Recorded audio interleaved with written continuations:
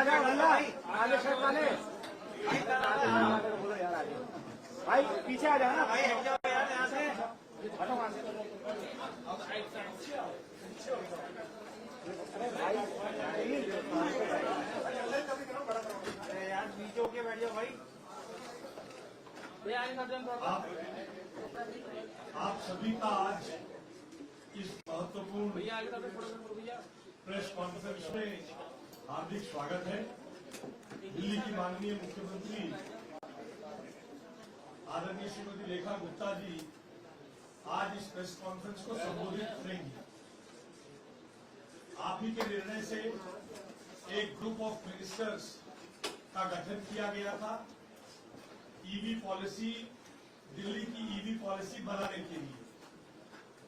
उस group of ministers ने विभाग के साथ, सभी स्टेक होल्डर्स के साथ विभिन्न कंसल्टेशन करने के बाद आदरणीय मुख्यमंत्री जी के मार्गदर्शन में आज कैबिनेट के समक्ष एक ईवी पॉलिसी प्रस्तुत की थी। उस ईवी पॉलिसी को आज मुख्यमंत्री जी के नेतृत्व में कैबिनेट ने पास किया है। मुख्यमंत्री जी स्वयं उस ईवी पॉलिसी के सेलिएंट फीचर्स और how it will impact the life of the people in Delhi आपके समक्ष प्रेस कॉन्फ्रेंस संबोधित करने के लिए है। दिल्ली की माननीय मुख्यमंत्री से अनुरोध करता हूं कि वे कैबिनेट के इस फैसले को, जो दिल्ली की जनता के जीवन पर दूरगामी प्रभाव रखेगा, उसके संदर्भ में पत्रकार वार्ता को संबोधित करें। दिल्ली के भाई नीचे होके बैठो यार, वार्ता संबोधित करें। आज दिल्ली के लिए सच में बहुत ही ऐतिहासिक दिन है। वर्षों से जो असल में दिल्ली की आवश्यकता थी, जो कि दिल्ली की बहुत सारी लीगेसी प्रॉब्लम्स को सॉल्व करने का माध्यम हो सकती थी, उस पॉलिसी को बनने का, लागू करने का इंतजार अब खत्म हो रहा है। उसका नाम है दिल्ली ईवी पॉलिसी, जिसके अंतर्गत ये ईवी पॉलिसी जिसको हम 1 जुलाई 2026 से लागू करना चाह रहे हैं, माननीय एलजी महोदय की संस्तुति के बाद, ये 31 मार्च 2030 तक ये पॉलिसी लागू रहेगी। और पूरी की पूरी पॉलिसी इलेक्ट्रिक व्हीकल्स के ऊपर केंद्रित है, जिसका जीरो एमिशन व्हीकल्स, जिसके माध्यम से हम चाहते हैं दिल्ली शहर पूरी तरीके से धीरे धीरे पॉल्यूशन फ्री सिटी में कन्वर्ट हो, जिसका लाभ दिल्ली की जनता को मिले। और ये सारा का सारा काम हम अगले 4 सालों में कैसे फेज वाइज इसको करेंगे, उसकी पूरी योजना तय की गई।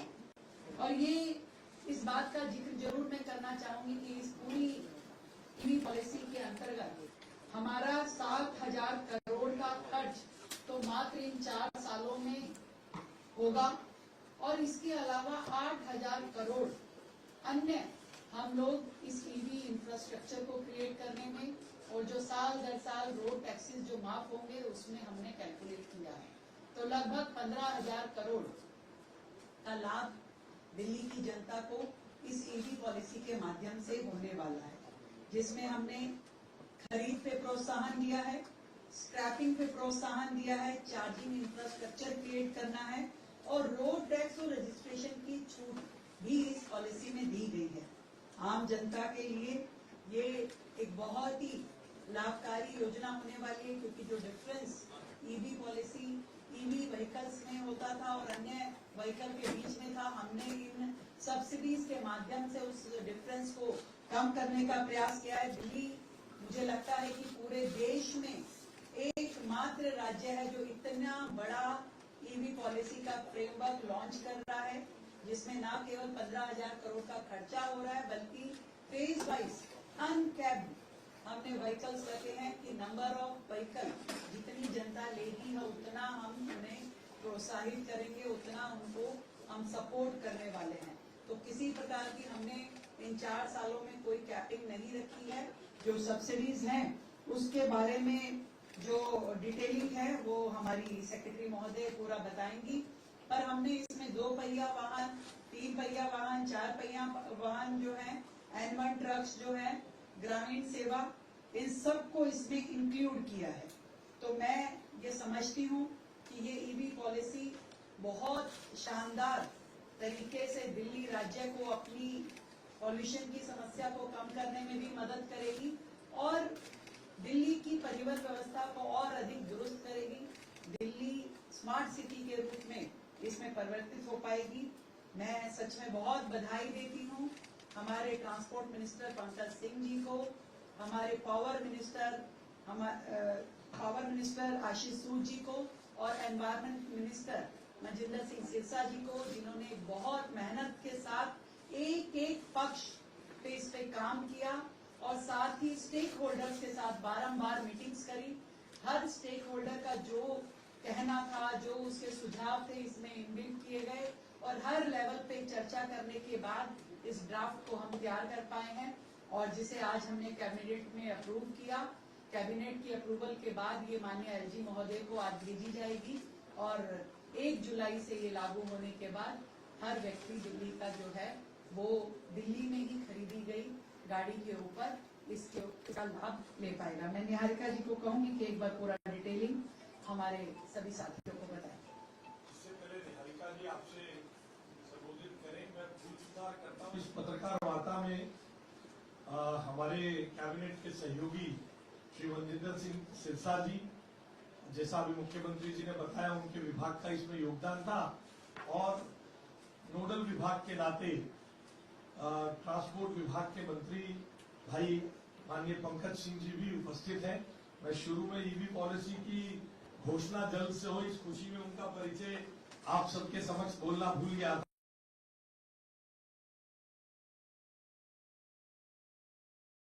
था।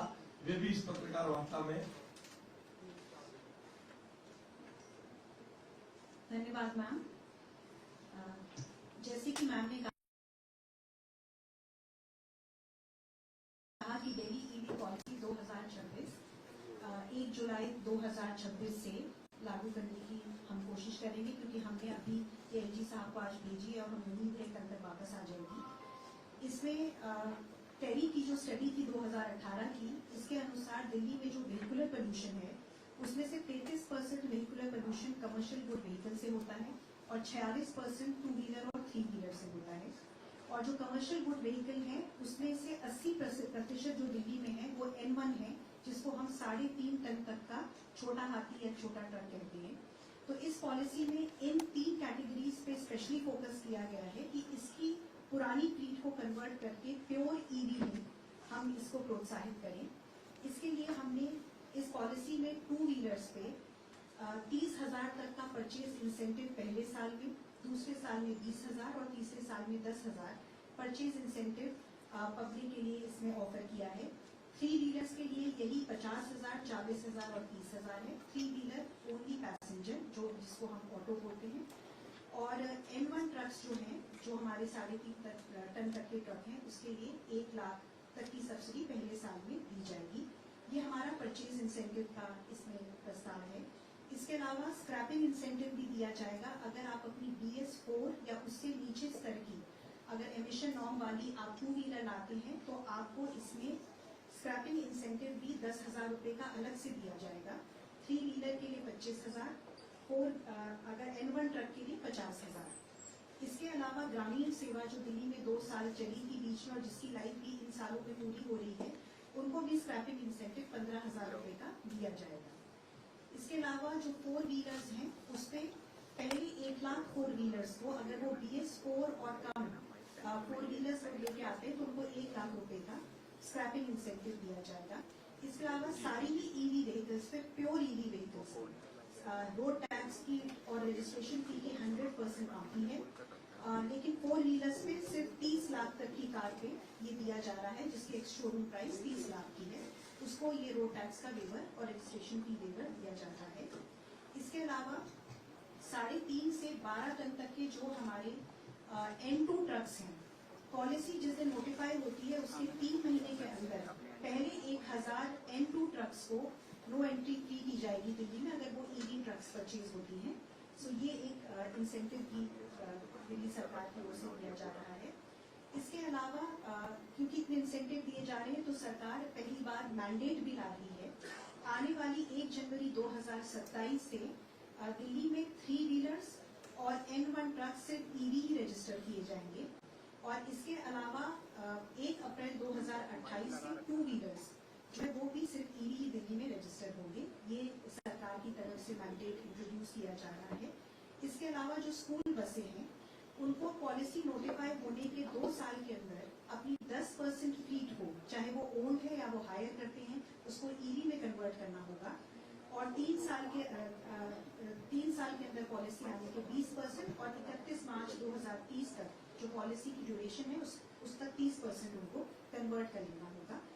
और इसके अलावा ये पॉलिसी जो है वो ईवी इंफ्रास्ट्रक्चर और चार्जिंग इंफ्रास्ट्रक्चर पे बहुत फोकस कर रही है, क्योंकि इस पॉलिसी को सक्सेसफुल बनाने की एक इम्पोर्टेंट रिक्वायरमेंट है। इसके लिए 32,000 ईवी चार्जिंग पॉइंट्स का टारगेट रखा गया है पॉलिसी पीरियड में क्रिएट करने का दिल्ली में, जिसको PME ड्राइव और दिल्ली सरकार के बजट के द्वारा किया जाएगा। इसके लिए काम सुचारू रूप से चल रहा है। लैंड आइडेंटिफाई हो गए हैं। चार्जिंग इंफ्रास्ट्रक्चर आने वाले कुछ महीनों में आप देखेंगे कि क्रिएट होंगे, हर जगह देखेंगे। और ये पॉलिसी जैसे मैडम ने बताया, ये पहली बार इतनी इन्वेस्टमेंट के साथ ये ईवी पॉलिसी लाई जा रही है दिल्ली के प्रदूषण की रोकथाम के लिए। आप में से किसी के कुछ सवाल हो तो अभी पूछ सकते हैं।